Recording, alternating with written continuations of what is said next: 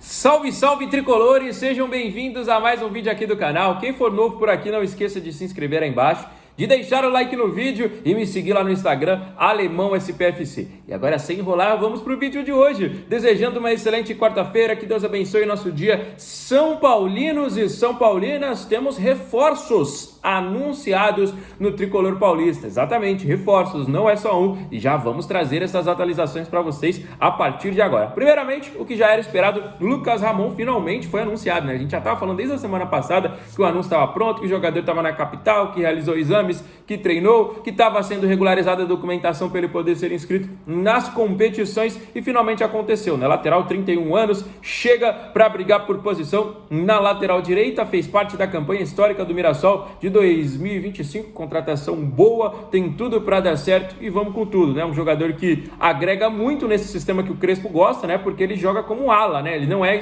somente aquele lateral, né? Porque às vezes a gente fala lateral, é aquele jogador um pouquinho mais defensivo, né? Mas quando a gente fala ala, é aquele jogador que ataca o tempo todo, né? Então, com esse sistema de 3 zagueiros, ele favorece muito o jogo do Lucas Ramon, que ele pode, né, ter uma facilidade a se adaptar. Boa sorte aí para o novo reforço do Tricolor Paulista, Lucas Ramon, seja muito bem-vindo, brigue por posição aí, obviamente, os jogadores sempre falam, né, que é sempre bom essa disputa e é muito interessante sim a gente contratar bons jogadores que fizeram boas temporadas aí nos últimos anos. Fechou, rapaziada? Vamos para o outro reforço que foi anunciado, atacante que fez uma copinha absurda com a equipe do Ibrachina, Luiz Fernando. Foi um dos destaques do Ibrachina que chegou à semifinal da competição e foi eliminado justamente pelo São Paulo, né? O Ibrachina fez uma temporada absurda, é a 6ª melhor base do estado de São Paulo, os caras estão fazendo um trabalho realmente impressionante, eliminaram equipes como Atlético Mineiro, Internacional e nas quartas os caras tiraram o Palmeiras, que é considerado por muitos hoje a melhor base do Brasil, fazendo vendas e mais vendas, envolvendo até R$ 1 bilhão,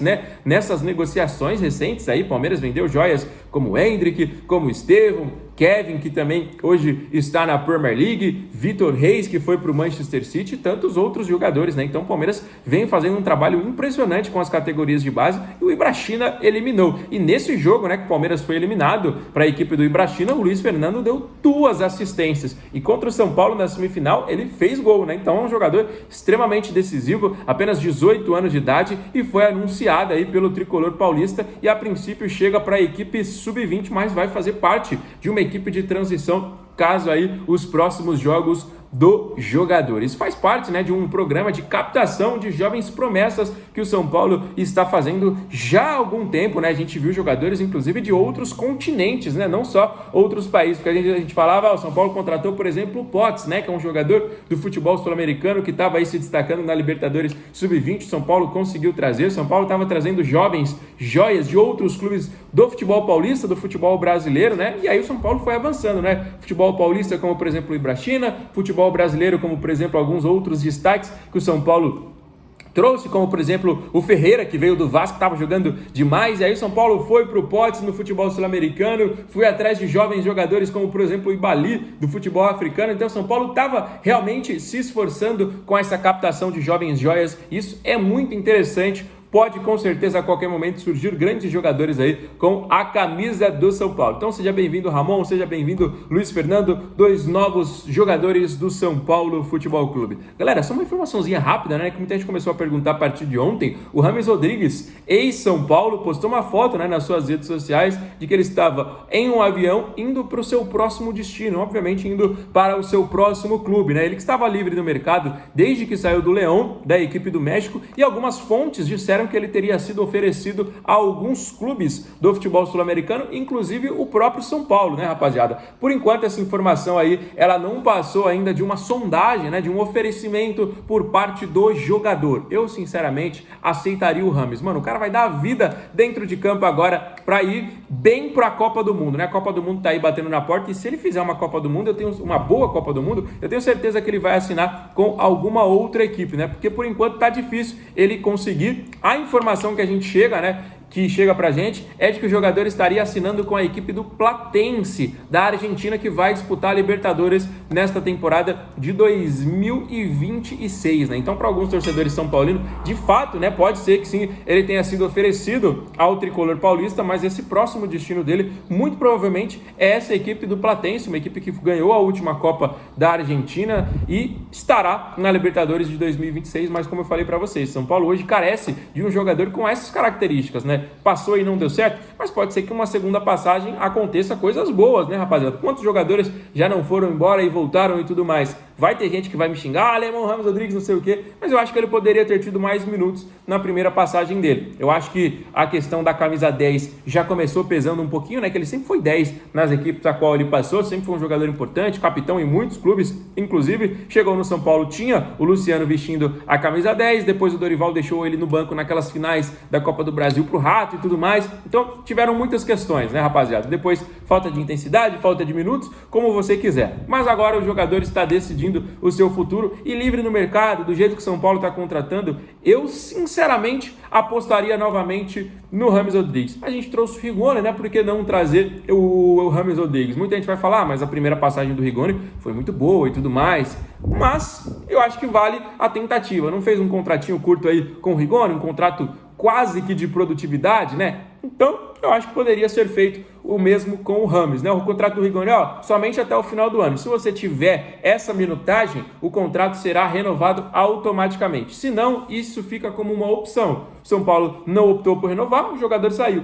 Mesma coisa, eu assinaria um contrato curto até a Copa do Mundo com o Ramos Rodrigues, com a questão de produtividade também. Olha, se você jogar tantos minutos, tantos jogos, assim, a gente pode renovar. E outro, jogador na Copa do Mundo pode ser uma grande vitrine. Por quê? Ele é um camisa 10, um capitão de uma seleção que é boa, né? A Colômbia, imagino que não vá para passar vexame na Copa do Mundo, pode inclusive chegar tranquilamente no mata-mata, então seria uma grande vitrine. Eu, sinceramente, eu faria essa aposta, né? Mas como São Paulo parece que não gostaria de fazer a aposta, o jogador estaria indo para o futebol argentino. Beleza, rapaziada? E hoje tem clássico, né? O quarto jogo que é clássico nesta temporada. Hoje é apenas dia 4 de fevereiro e já é o quarto clássico da temporada. Essa temporada de 2026 tá passando rápido demais. A gente já encarou o Corinthians com empate, a gente já perdeu pro Palmeiras, a gente já ganhou do próprio Santos, que a gente vai encarar hoje, e dia 4 de fevereiro apenas já é o quarto clássico do ano. Não é que é o quarto, é o quarto jogo, não, é o quarto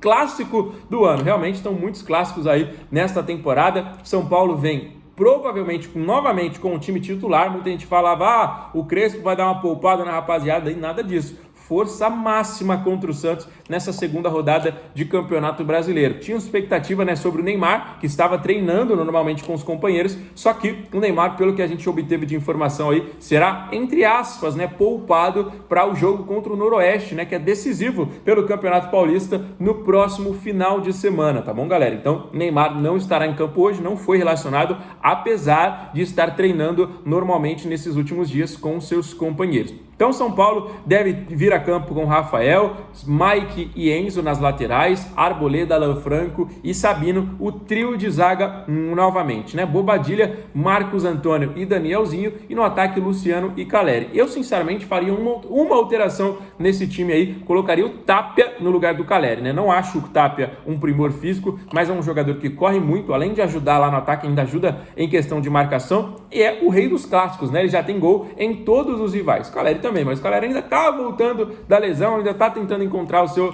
melhor ritmo, então eu, sinceramente, entraria hoje com o Gonzalo Tapia, pensando em ser um jogo fora de casa. A gente poderia armar um contra-ataque ali, a gente sabe que Luciano e Caleri não são jogadores de velocidades, então eu acho que eu apostaria nessas condições de jogo no Gonzalo Tapia, beleza, rapaziada? Deixa aí nos comentários a sua opinião, se você colocaria o São Paulo de maneira diferente, se você acha que assim tá bom. São Paulo vem de um momento totalmente oposto em relação ao Santos. São Paulo vem de 2 vitórias, o Santos vem de 6 jogos sem vencer, inclusive um deles, a última derrota no Clássico, né? O Santos está perto da zona de rebaixamento do Campeonato Paulista e o Santos está também na zona de rebaixamento do Campeonato Brasileiro. O técnico está pressionado, só que o Santos também está fazendo pressão, igual o São Paulo estava, né? Para a saída do presidente, para a saída do diretor executivo, né? Então a situação do Santos, ela também está muito complicada. Não que a do São Paulo não esteja, né? Tomara que essas duas vitórias não mascarem, né, a fase que a gente está vivendo, que não é uma fase boa. A gente sabe disso, né? A gente já teve derrotas marcantes